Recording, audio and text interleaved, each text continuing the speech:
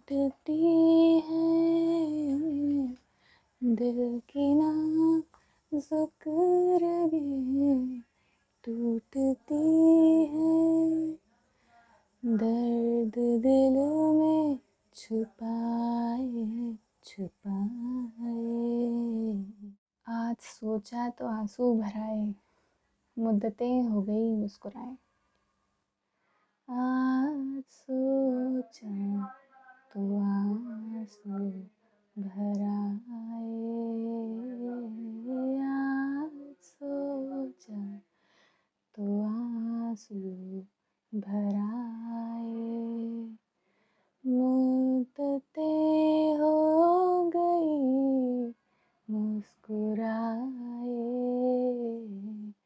आज सोचा तो आंसू भराए।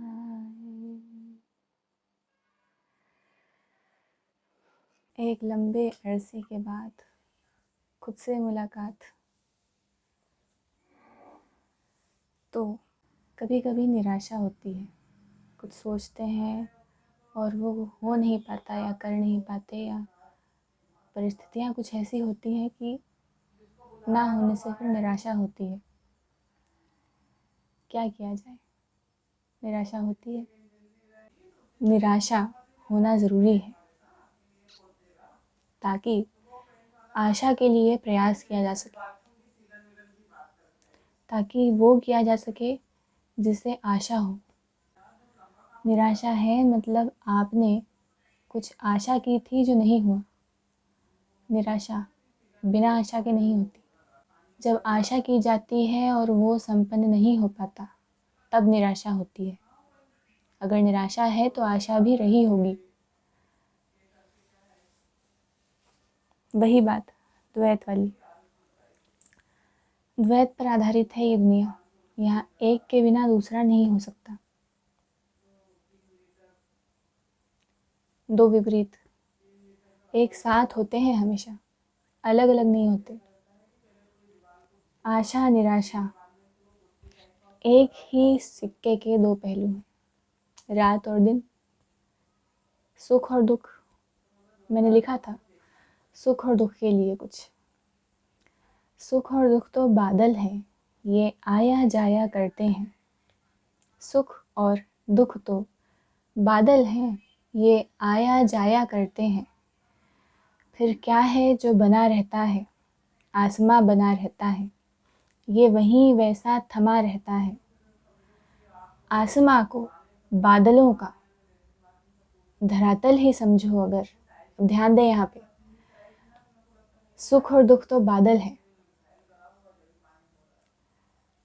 आसमां को बादलों का धरातल ही समझो अगर, तो आसमां मन है, तुम्हारा मस्तिष्क है। फिर ज़मीं क्या है?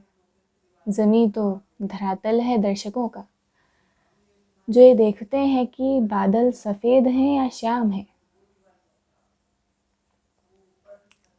तुम दर्शक हो, तुम ना बादलों को थाम सकते हो ना उड़ा सकते हो, नहीं कर सकते ये सब। तो बादल आए तो आने दो, जाएं तो जाने दो, बरसें अगर तो खुद को भीग जाने दो। तुम दर्शक हो, तुम बादलों की क्रीड़ा का आनंद उठा सकते हो।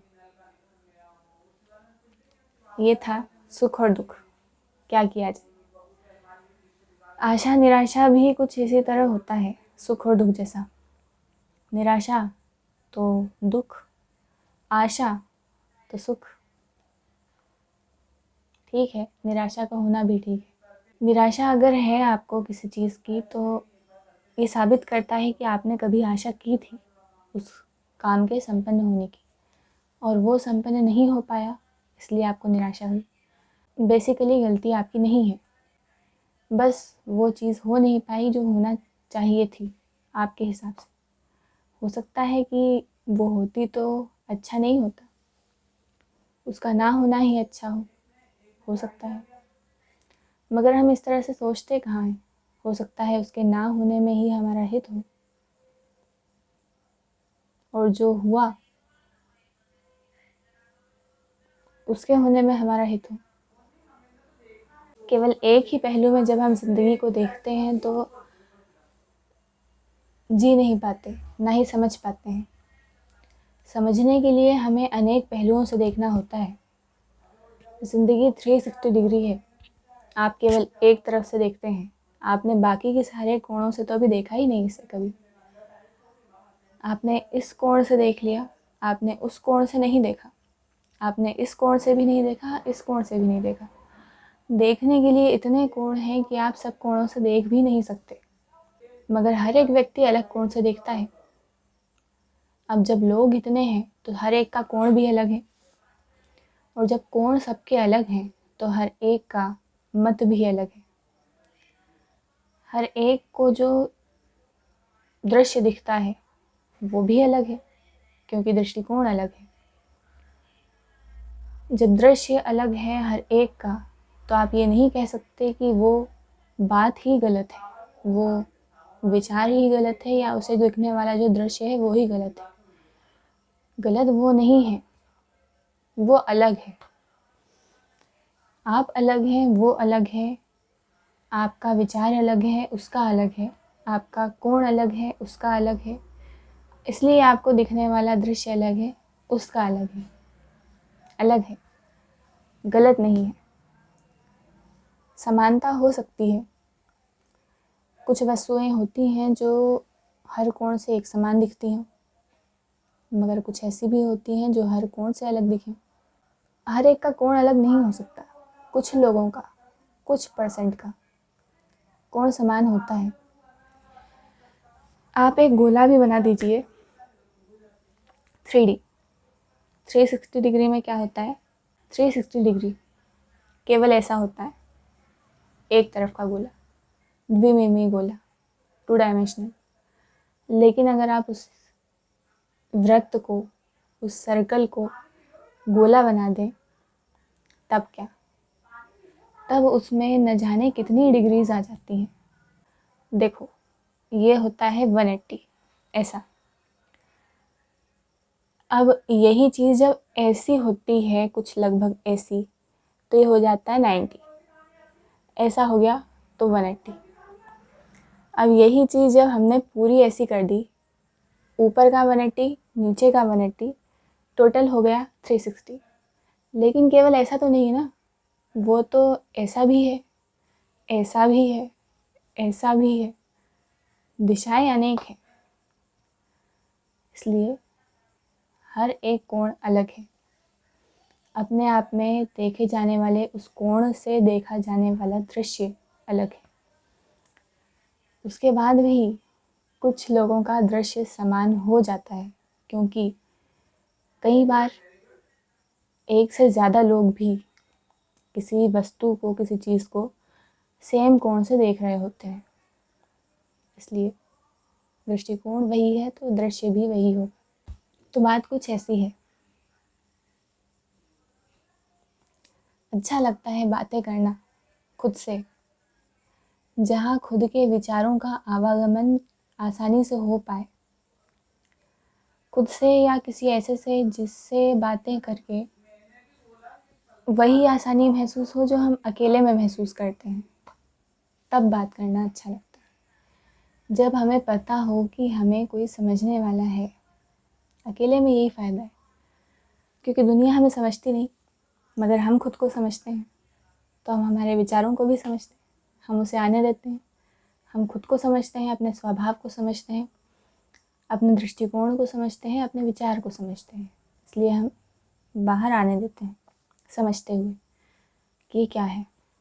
हमें आपत्ति नहीं होती किसी भी बात से, अपनी किसी और की से भी नहीं, मगर यहाँ एक तरह की ईज़ होती है, एक तरह की आसानी होती है, एक तरह का कंफर्ट होता है।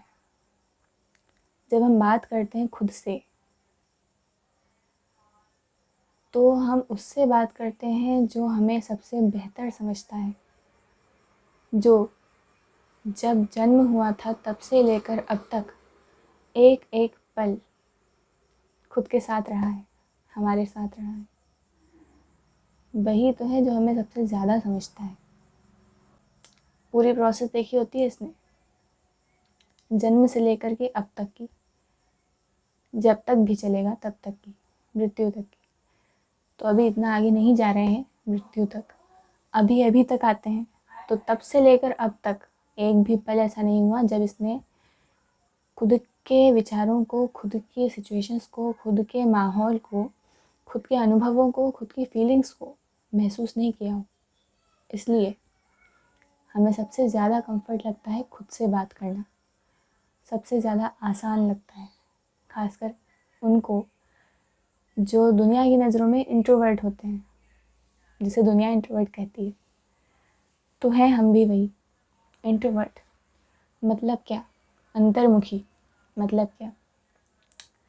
जिसकी दुनिया बाहर से ज़्यादा भीतर बड़ी हो, जो